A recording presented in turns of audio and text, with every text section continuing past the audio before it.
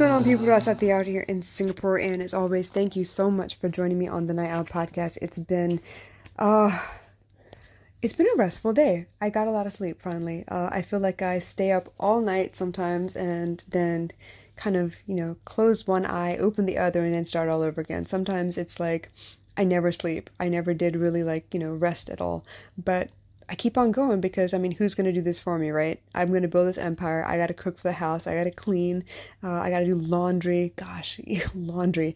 Um, yeah, but it keeps me going. So I have something that I'm always, having to do. And sometimes that's a good thing. Sometimes it's a bad thing. Sometimes it helps my procrastination and sometimes it does not.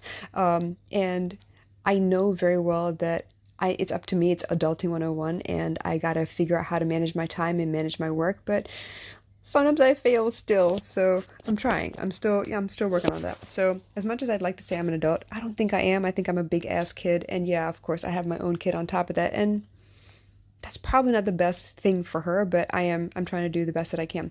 So today I want to talk to you about a post that I came across on one of my favorite account is called Warrior Goddess Training, and she says the most important spiritual growth doesn't happen when you're meditating or on a yoga mat. It happens in the midst of conflict, when you're frustrated, angry, or scared, and you're doing the same old thing, and then suddenly you realize that you have a choice to do it differently. And you know what?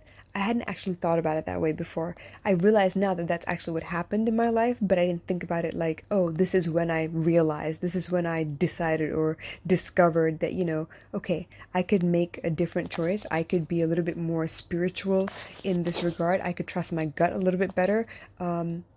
Yeah, I didn't see it as spiritual growth. I just saw it as learning. But now that they put it that way, yeah, that's pretty much what happened.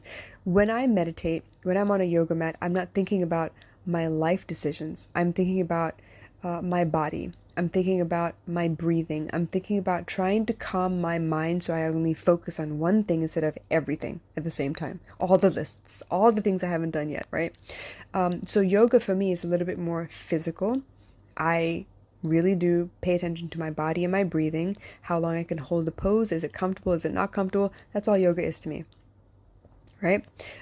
When it comes to meditation, for me, I don't necessarily meditate, but I do like running meditations. And for me, when I do run a meditation for a group or if it's guided or whatever, I try really hard to get the person to be physically in their body, which means I need to go through a relaxation process. I do a body scan and then they're physically in their body so that I can guide them through a thought process. And for me, usually it's something to the effect of, how do I get them to calm down and relax and put away all of their anxiety so that they can focus on this present moment? How do I teach them to ground so that they have that in their tool bag in the future if they find themselves super anxious, very, very worried, and can't seem to focus on anything? So how do I get you to ground? And that's something that I teach in the meditation. So for me, as spiritual practice as that is, I don't sit and think about how I would deal with my life and how I would deal with certain relationships or communications and stuff like that. Now, recently, I've been doing meditations in my own private Facebook group, and the meditations aren't so much body scan and focus on one thing. It's actually taking them through a set of affirmations related to a specific chakra. So, for me, it's a little bit on the nose because you know how I feel about affirmations already. And these are generalized affirmations, which I know if I say it out loud, you're going to find resistance with the words itself. And that's the reason I want to actually do the guided meditation. So for me, on that regard, I'm trying to get you to start thinking about a specific thing or a specific emotion, right? Or a specific incident, so that once you come out of the meditation, you have my journal that you need to download and you need to go write out whatever comes out. You're going to purge all of that stuff and figure out where exactly it's coming from, what exactly it means, and how you can maybe make better decisions going forward. So in that regard, I lead people through that, right? But for me, the meditation is not how I get there. For me, it's movie scenes. It's going through the roller coaster of a story, whether it's in a book or on audio or even then on the screen, right? I have to go through the emotional roller coaster because I am a crier. When I sit down and watch a movie, I end up crying when I find scenes that are very, very resonant with things that I've actually experienced before. So for example, right, when I watched the movie The Help, I fell out, like really, because I was a step parent in a state where I don't get automatic rights as a step parent, I have to go through a custody process, which I didn't get a chance to go through. The mothers would never allow it. So that's okay though, but I raised those kids, which also means that I was a secondhand citizen in my own house. I didn't matter when it came to making decisions that were very, very important, like taking them to the doctor before every school year. They had to go get, a physical checkup to make sure that if they were to play a sport or anything, that they were cleared for the sport itself. So all of those little things, I was expected to make the decision, but by law, I didn't have any right to. So it was very frustrating and very, very upsetting that I could put in all this effort and not still be counted as an important, integral part of the family by law. And even then, it was something that used to come up in conversation where my husband used to throw it in my face and say, yeah, but you don't got any rights as a step parent. So it was very hurtful, very painful, and I would cry. And in the process of seeing that happen in front of me on the screen, I had a chance to kind of pause. I always do this. When I start crying, I pause. I pause and I cry and I really let everything out because I am remembering the pain that I went through physically in my own life that is reminiscent of the scene that I'm watching. And so I get a chance to really think about, wow, how can this happen to me? How did I let this become a part of my life? What do I do in this respect? I really love those children. Would I have done things differently? All those things. I get to ask myself those questions and kind of purge it for myself. So that part of spiritual growth is more like a forgiveness process, which is also helpful. But more than that, I think it's more important to actually be in the situation where you get a chance to choose differently. So let's say, for example, right? Let's do a pain situation, like a physical pain, something. Let's say that there is a specific piece of furniture that I continually stub my toe on, right? In order to prevent that from ever happening again, I can either learn to walk around the damn furniture, or I can move the furniture so I no longer run into it, right? It's very simple. The point being that I learned something from the first couple hundred times that I stubbed my toe, and then I realized that, hey, I can't stop this from happening. I'm going to do something about it. So either I learned my way around or I changed the furniture arrangement. Another example would be, let's say that you have a specific family member that always causes you grief. They always have the same stupid comments to make. They always make you feel small and unimportant, useless, just ugh. You feel like crap whenever you see them coming or even know that they're coming, and suddenly your body does a convulsion, basically, because they know what's coming and it's not happy. So in that regard, I know that I can either say something to that person to put them in their place and let them know that I'm not comfortable, or I can avoid them like the plague. Usually if I avoid them like the plague, it means that I'm allowing the behavior to continue. I'm just avoiding it. I'm not correcting the behavior. You see what I'm saying? I'm walking around it rather than facing the situation and moving it out the way. Does that make sense? So if I don't confront that person, I don't have to yell and scream and rant and rave. I don't have to make an issue out of it. I don't have to put them on blast. I don't have to tell the whole world about it. But I do need to let them know, yo, I'm not cool with you. We don't need to talk. I don't need you to sit with me. We're good. You can just go on your merry way and just leave me the hell out of it.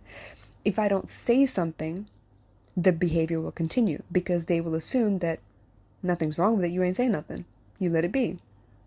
That adage where no news is good news, not good in this situation. So if you have somebody that is causing you harm, causing you drama, causing you grief, you need to say something, and that is where the healing, the spiritual growth actually takes place.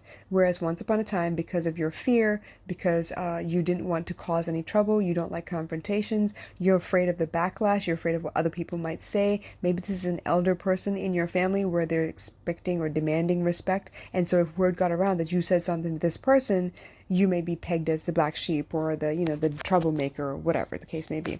I know it. I understand it. I've been there. Trust me. So eventually, though, your frustrations will either supersede your fear or not. And when they do, you're going to want to do something about it. So if I get to a place where, you know what, I'm tired of being scared. I'm tired of hiding every time you freaking pop up. I'm tired of not saying something. I'm tired of you assuming that I'm just going to keep quiet. Because now I'm going to say something. I'm going to make a noise. I'm going to confront you. I'm going to let you know, look, I'm not cool with you. We don't need to hang out like this no more. Don't tell anybody. I don't want my name to come out your mouth ever again. And that's pretty much it. I don't force it on them, but I can tell them. At least once I've told them, I've done my part. And then after that, it's up to them what they do. But the point being that the spiritual growth happens in the doing, not the thinking. You hear what I'm saying? I can think about all these situations all day. I can be like, oh yeah, you know what? If you ask me, this is what I would do. But then you put me in the situation and I react differently. It's very different when you're in the situation. You have to face all of your worst fears. You have to face all of those thought processes that you've grown so accustomed to. I've been in the face of my abuser so many times, and when they look at me a specific way, because I know them so well, right? When they look at me a specific way, I already know what's going to happen. And I usually just clam up and disappear because I still fall back into that little scared girl routine where I wasn't strong enough to fight back, and I didn't have the right to fight back, and I wasn't tall enough to fight back, and I knew I was going to get my ass beat. So that's what I do, because I've always done that. But it wasn't until recently when I decided, nope, I'm going to stand up, I'm going to say something, because I'm a grown-ass woman, and you're not going to run around and act like this around me no more. It's time I told you. I've had other people tell you. I've had other people ask you. But obviously you didn't get it through your thick head, so now I got to stand in front of you and tell you, look, we're not going to do this no more. You and I are not cool. I'm not okay with anything you did. I don't need an apology. I don't need acknowledgement. We're not doing this no more, though. You're going to stop expecting half of these things from me. And you're not going to complain when you don't get them from me, because I'm telling you right now, I'm not doing it. That, for me, was major growth. And it was 30 years in the making, but I'm damn proud. Because guess what? I haven't had a complaint since. So, I agree with Warrior Goddess Training and the post that they put up. Honestly speaking, the spiritual growth does not happen when you're meditating or on a yoga mat.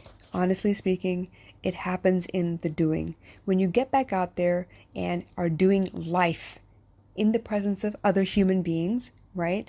And you are able to stand your ground like you've always wanted to do, instead of doing what you've always done before. You changed your behavior pattern. You changed the way you feel about things. You changed the way you react or respond.